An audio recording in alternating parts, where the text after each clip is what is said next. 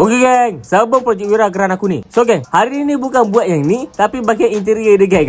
Kalau buka je pintu, yang doorstep ni masih lagi yang sama geng. Dia masih lagi warna yang asal, bukan hitam. Lepas tu kalau try buka kan, okey ni elok lagi. Tapi belah kiri ni, itu dia geng. Sekali tolak je dah tercabut geng. Kaki-kaki dia memang semua dah tak ada dah. So yang belakang-belakang ni pun sama juga. Memang senang nak tertanggal. So semua ni kan, memang aku nak buang je. Yelah benda dah rosak dan nak tukar warna lain kan. Jadi memadamkan interior aku nak buat all black. Jadi inilah dia je geng. Doorstep yang baru geng.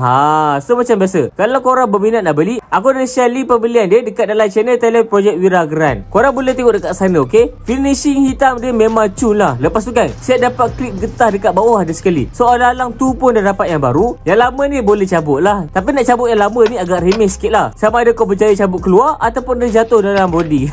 So siap dah cabut semua. Dia nampak kosong berlubang macam ni lah. So aku lap sikit sebab alang-alang dah buka kan, biar nampak cantik sikit. So macam mana nak tahu mana satu untuk bahagian yang mana satu? Senang saja geng. Tengok belakang dia. Ni front left, ni front right, ni rear right dan ni rear left. So cara nak pasang dia senang saja geng. Masukkan dekat tempat dia. Dan lepas tu ketuk-ketuk je geng. Korang ketuk-ketuk lah sampai rasa puas.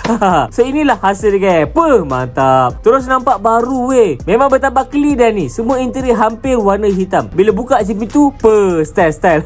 Hitam dia nampak cantik. Dia lebih cantik dari kalau aku spray warna hitam tau. So geng, siap dah tukar doorstep yang baru. Jangan lupa follow aku untuk update seterusnya.